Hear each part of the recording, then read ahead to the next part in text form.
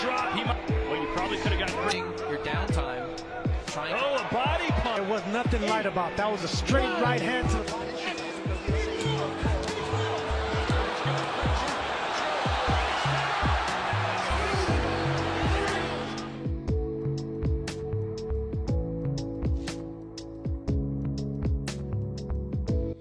What's up, fight fans? Welcome to my channel. This is Johnny, and in today's video we're going to be taking a closer look at the statistics that nobody talks about when mentioning this weekend's fight at 147 pounds between Jack Catterall and Shakhram Giyasov.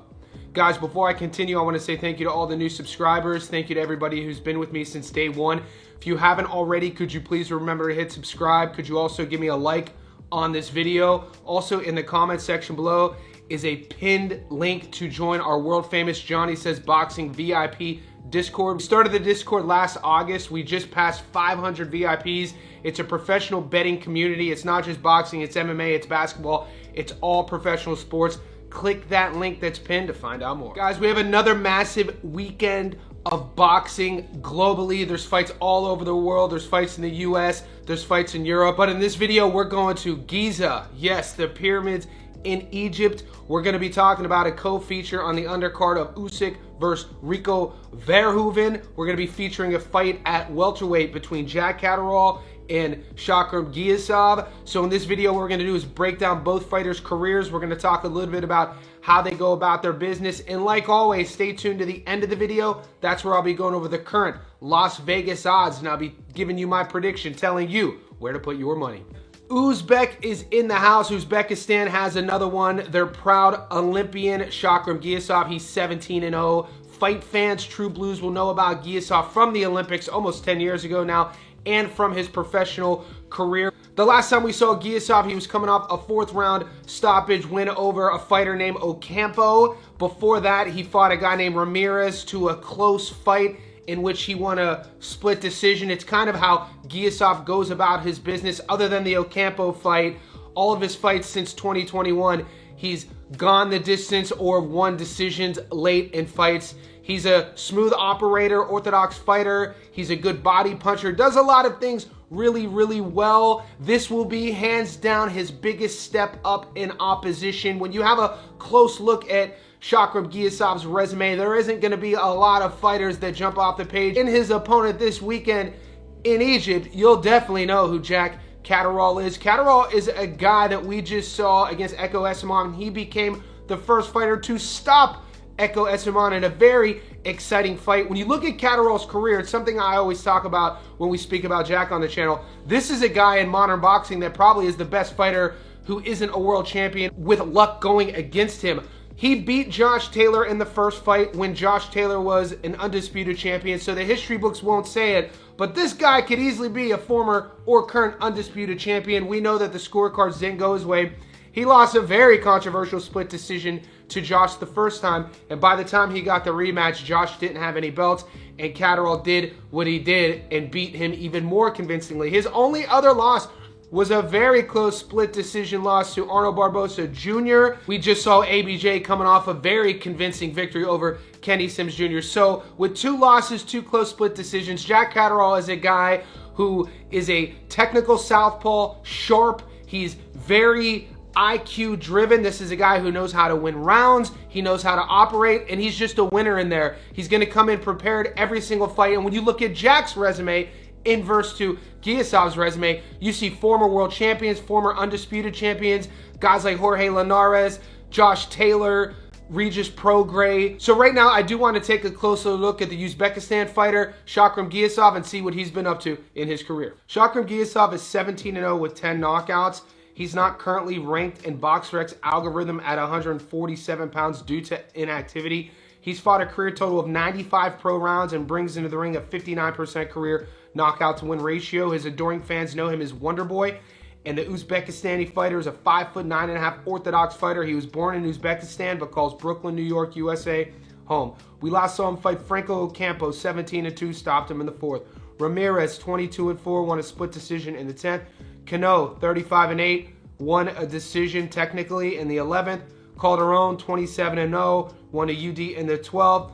The fight before that was against Gomez, and the fight before that was against Correa. He won both decisions. This is a guy who turned over in 2018, hasn't quite reached 100 pro rounds. Like I told you earlier, he's a guy who likes to go in there and kind of be patient, methodical in his approach. When he sees his opponents hurt, he then starts turning on the gas. He has a good backhand. My favorite punch of his is his lead hook to the liver. We've seen him get stoppages as of late in his most recent 4th round victory with actually a backhand to the solar plex. So it shows his versatility in punch selection. The downside for me on Giyasov is his lack of high-level pro experience. We see all the time in modern boxing, having a good storied amateur background doesn't always translate into the pro ranks. We know he has a massive Uzbekistan following. We know the Uzbeks are here with Bektamir Melikuziev, MJ, and obviously we know about Israel Madrimov. He has a huge following, a lot of hype behind him, and with a win here, let's remind everybody, the champions at 147, we have Rolly Romero, who doesn't have a fight. We have Lewis Crocker, who's preparing to go to Australia to put his belt on the line against Liam Perro. Ryan Garcia yesterday just announced in September in Vegas,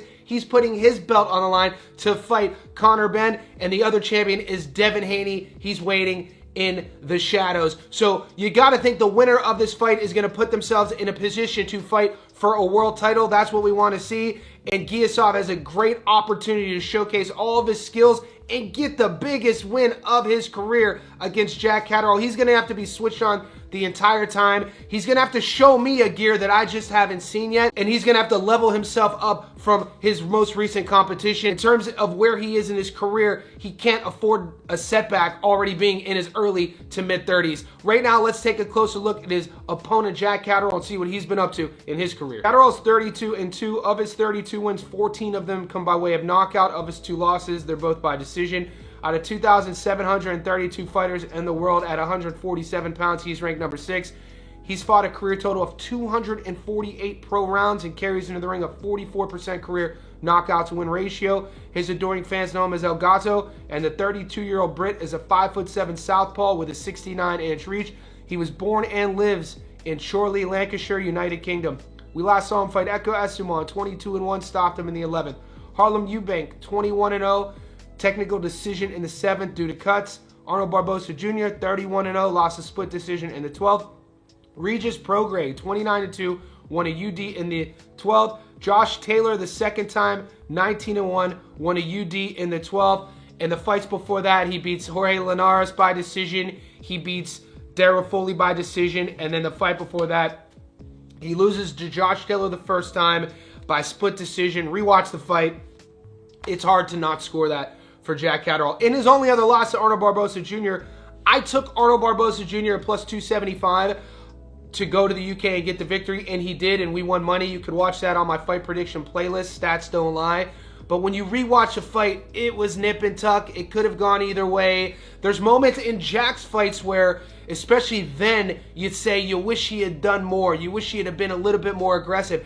Something about Catterall that I really like that he's done in his career a couple fights ago, he chose to leave the UK, go to the United States, did a fight camp with Bozy Ennis in Philadelphia. And this is the version we most recently seen against Eko Essuman. He was much more aggressive. He was sitting on his punches, basically doing all the things that a fighter would do once training with Bozy Ennis, a coach who's notorious with teaching how to sit on your power shots and really plant in your heels and dig into those power punches. We know that Catterall is back in the UK for this camp. You have to think for the Jack Catterall fans, he's going to continuously take the lessons he learned from Philly and bring them into every fight moving forward. When I look at the resume Jack Catterall, when I look at the seasoning Jack Catterall, I really like Jack Catterall's timing. His backhand is one of my favorite punches in modern boxing.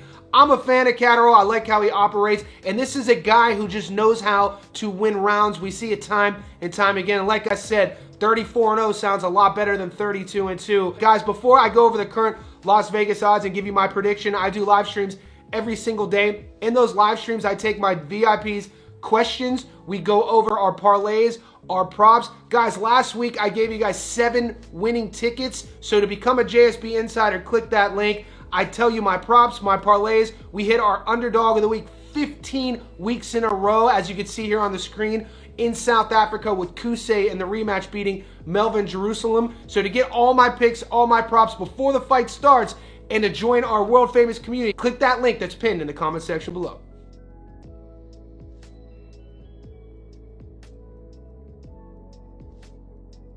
All right, guys, wherever you are in the world, let's pull out our betting apps. Currently on the money line, Jack Catterall is a $1.38 favorite, meaning 100 on Jack gets you your money back plus 38 bucks. Shakhram Giyasov is a $3.35 underdog, meaning 100 on him gets you your money back plus 235 bucks. So Giyasov is a little more than a 2-to-1 favorite. I actually thought those odds would be a little bit wider.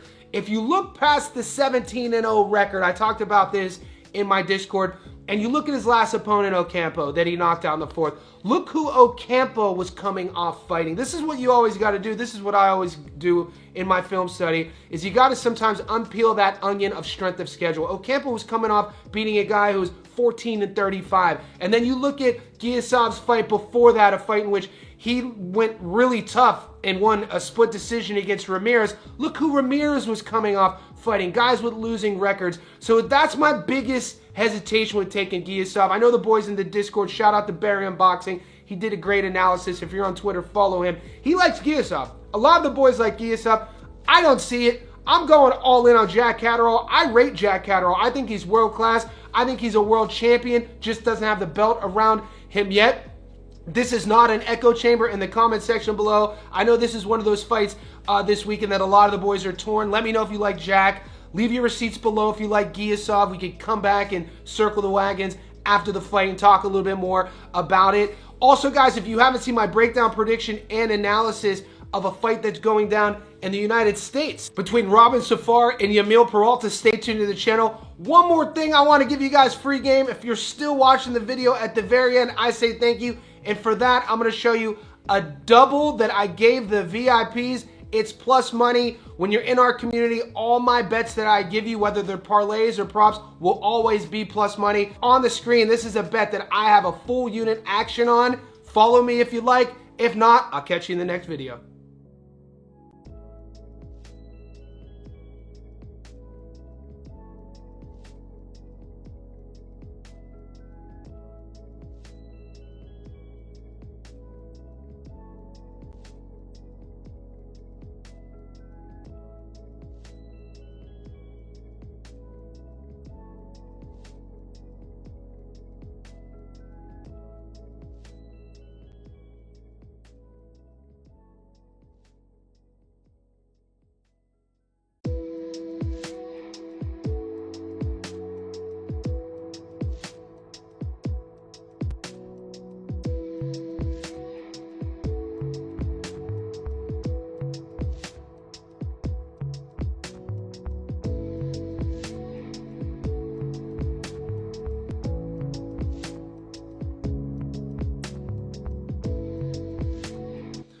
What's up, fight fans? Welcome to my channel. This is Johnny, and in today's video we're going to be going over the statistics that nobody talks about when mentioning this weekend's IBF World Title Eliminator at heavyweight taking place in Egypt between the undefeated American Richard Torrez and the one-loss Cuban Frank Sanchez. Guys, before we continue, I want to say thank you to all the new subscribers. Thank you to everybody who's been with me since day one. If you haven't already, could you please remember to hit subscribe? Could you also like this video and become a Johnny Says Boxing VIP Insider? The link to join our world famous professional betting Discord is pinned in the comment section below. It's a couple bucks a month. You could either join here on YouTube or join on Patreon. Whichever one you choose, you get access to all my picks, all my props, all my parlays, and more importantly, you become part of our growing community. We just surpassed 500 JSB Insiders, so click that link below to find out more. A weekend that's stock chock full of boxing. We have world title fights, we have world title eliminators, we have fights in America and Europe. This fight we're breaking down today in this video, though, takes place at the Giza pyramids in Cairo, Egypt. It's on that ring card, on the undercard of Usyk versus Rico Verhoeven. Yes, I'm talking about Richard Torrez versus Frank Sanchez. You guys will know both of these guys. This is a typical matchup of career trajectory and opposing contrasted fight styles. This one was fun to break down. So in this video, what we're gonna do is go over both fighters' careers. We're going to talk a little bit about how they go about their business. And like always, stay tuned to the end of the video. That's where I'll be going over the current Las Vegas odds, and I'll be giving you my prediction, telling you where to put your money. While breaking down Frank Sanchez's tape, the 33-year-old Cuban, known as the Cuban Flash, is an intriguing one. When you look at his resume, he has wins over Efe Ajagba. His one loss a couple years ago, though, I don't want to call it a head scratcher because that's what Ajit Kabiel does, but when you're looking at his film study, go back to 2019, go back to 2020, Frank Sanchez looks like an absolute animal. Optically, how he looked, how he carried his body weight, how he moved. This is a guy who could fight at a couple different ranges. Being a Cuban fighter, you know he's going to be skilled. He's tactical. In this division, what makes him most dangerous isn't only his power, it's his ability to counterbox. He has a high fight IQ, and that version against Howard in 2020, 2021 was so destructive. If you just watch that fight tape, you'd be like, there's no way anyone's beating this guy. As you watch his fights moving forward from 2020, 2021, the fights against Ajit Kabiel, what happened? He gets stopped, he gets dropped. I think that fight ended in the 7th. Optically, his body was changing. He's put on some weight. He said on record he had a knee injury. He wasn't 100%. He said it wasn't meant to be an excuse, but that's why things didn't go his way against Kabiel. Make it however you will. We'll see. He's only fought once since then. So in 2 years, he's only fought 3 rounds. He's listed at 33 years old. At heavyweight, we do know the last thing to go is power. The first things to go are speed. So in his opponent, the 26-year-old undefeated 14-0 silver medal Olympian Richard Torrez, his fans know him as Kiki, he relies on speed. He relies on his reflexes. This is a guy who has an atypical Mexican style. All action in his style is why he's growing his fan base both online and in the ring. He fought a couple times in 2025. He has a good win over Guido Vianella, and he's coming off a stoppage victory in his last fight. On his resume, you'll recognize a few names, some of the sort of usual suspects in the heavyweight division, some gatekeepers, some guys you might not know. There is a fight in the resume that I'll cover a little bit when we go over his resume that's interesting. He beat a guy at the time who was 14-0, and now that opponent has gone on to win 5 in a row. So that win against Brandon Moore has aged well. When people are questioning Kiki Torrez, people are going to say, is he ready for this? Is he world level at 26? He's an undersized heavyweight. Is he going to be able to have enough firepower, conditioning, power to keep up with the Cuban? All will be known in due time. You have your pros and cons with each fighter. Is Frank Sanchez, have we seen the best of him at this age? Is he depleted? Is Kiki Torrez, is he world class? Does he have enough in his short professional pedigree to keep up with a Cuban fighter like Frank Sanchez? This is why we watch the tape. This is why we watch the fights. This is what makes boxing the greatest sport on earth. Right now, let's take a closer look at the Cuban Frank Sanchez and see what he's been up to in his career. Frank Sanchez is 25-1 of his 25 wins. 18 of them come by way of knockout. Of his one loss, he got stopped. He's not currently ranked on BoxRec's algorithm at heavyweight due to inactivity. He's fought a career total of 27 fights with 120 pro rounds. He carries in the ring a 72% career knockout to win ratio. His adoring fans know him as the Cuban Flash, and the 6'4" fighter is an orthodox fighter with a 78-inch reach. He lives in Tamarack, Florida, USA. We last saw him fight Echeverria, 18-24, stopped him in the 3rd. Ajit Kabiel, 24-0, he got stopped in the 7th. Junior Fa, 20-2, stopped him in the 7th. Scott Alexander, 17-5, stopped him in the 4th. Daniel Martz, 20-10, stopped him in the 1st. Go through his fight tape. You'll see what I'm talking about if you've never seen Frank Sanchez fight. He can be technical when he wants to be. He can be patient when he wants to be. If he sees you hurt, he's going to turn it on and be aggressive. At his best, he's countering. He's waiting for you to make mistakes, and then he's going to pour it on. He has power in both hands, and he's a tactical guy. It's what makes him dangerous, especially against a guy in Richard Torrez, who's been known to just run in on the front foot. The knock on Torrez sometimes is he puts himself out of position. Will Sanchez be able to make Torrez pay for those mistakes? Will Torrez roll the dice and try to get Sanchez out of there quickly? We've seen Torrez sprint on the front foot and get early stoppages. This is an exciting fight. If this isn't on your radar, tune into that card. Contrastingly speaking alone, stylistically, it makes it exciting. My hesitation with Frank is he 100%? Is this guy going to be able to turn back the clock and show us the version that he was a few years ago? Is the inactivity gonna show rust in this fight? Because we know with the style, as soon as that bell starts, he's going to be tested not only with his reaction time, but with his volume. And historically, he's not a big volume guy. He averages between 25 and 30 punches per round. He'll have to rely on his technique. He'll have to rely on his power and his accuracy to get things done. Right now, let's take a look at the 26-year-old Mexican-American and see what he's been up to in his career. Richard Torrez is 14-0 with 12 knockouts out of 1,621 fighters in the world at heavyweight. He's ranked number 14. He's fought a career total of 14 fights with 44 pro rounds. He carries in the ring an 86% career knockout to win ratio. His adoring fans know him as Kiki, and the 26-year-old Mexican-American is a 6'2" southpaw with a 76-inch reach. He's from Tulare, California, USA. We last saw him fight Thomas Salek, 23-7, stopped him in the first. Guido Vianello, 13-2, won a UD in the 10th. Gutierrez, 18-1, stopped him in the third. DeWeco, 28-11, won via DQ in the 5th. Brandon Moore, 14-0, stopped him in the 5th. A couple fights before that, he stops Terrell Herndon. You will know Herndon. Herndon ended up fighting Deontay Wilder, C-level domestic guy. But it's that Brandon Moore win that actually has aged pretty well. So you have to look at the Brandon Moore win. You have to look at the Guido Vianello win. These guys are B-level competition. Some people would say Guido is even a little bit maybe B-plus level competition. So if the knock on Torres is he hasn't fought anyone, you can't really say that. For me, the questions on Torres is his experience. 14 pro fights. At 26, that is a baby for a heavyweight. He's undersized. He's going to be the smaller guy. He's going to be giving up a couple inches of reach.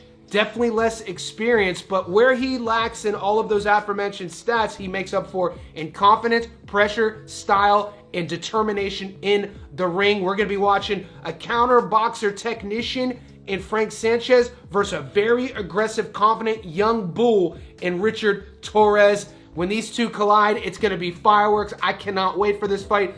It's one of the fights on my radar this weekend that when it got signed, I was looking most forward to. I always talk about when Richard Torrez is mentioned on my channel. In my opinion, he's America's best chance right now at a young prospect contender at becoming a potential heavyweight champion. This is for the IBF title eliminator. So whoever wins has it all in front of them, and whoever loses, it's going to be a bit of a rebuild. Guys, before I get into the current Las Vegas odds and give you my prediction, I want to remind everybody I do live streams every single day. So in those live streams, I take your questions. We build our long parlays, our props. I give you guys my underdogs of the week. Speaking of that, we hit 15 weeks in a row of correctly picking an underdog of the week. Last week, the rematch in South Africa. Kuse got it done for us, defeating Melvin Jerusalem. So if you're not a JSP insider, be sure to join our growing team. Click the link to find out more. In these Stats Don't Lie edited videos, you're only going to get my money line prediction.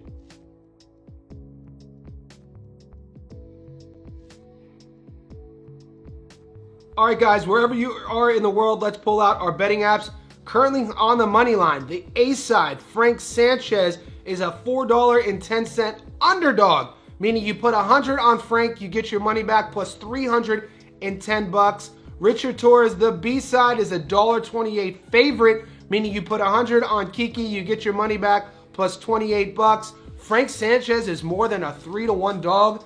I do not agree with that. I think that's ultra disrespectful. Maybe the bettors know something I don't. Maybe Sanchez isn't 100%. Maybe that knee isn't ready to go, but he took the fight.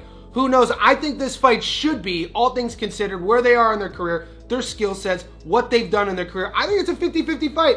I think it's a toss-up. The $1.28 on the money line for me, for Kiki Torrez, is enough to put on a parlay. I'm going all in on the American to continue his trajectory to a world title, to remain undefeated. The $1.28 does appear on one of my parlays that I gave to the VIPs. If you're unaware, every ticket I will ever give you, and I post all of my receipts on YouTube, will always be plus money. So we're not just taking Kiki putting 100 on Kiki to win 28 bucks. What I'm doing is I have to get a little bit sexy to find value for the boys. And if you're still watching this video right now, I say thank you. I'm going to give you free game. Right here on the screen, I'm taking at plus money Kiki Torres not only to win, but to stop Frank Sanchez. I'm banking on that volume, that pressure, that pace, and that youthful energy to eventually get to Frank Sanchez and drown him and have Kiki Torres find a stoppage. This is not an echo chamber. In the comment section below, you don't have to agree with me. From the noise of our Discord alone, I know a lot of the boys are torn. In the comment section, leave your receipts. We'll circle the wagons after the fight to have a little bit longer of a discussion to see who's right, who's wrong. Also, if you haven't seen my breakdown, prediction, and analysis of another excellent fight on this card between Catterall and Shakhram Giyasov, stay tuned to the channel because that's coming up right now.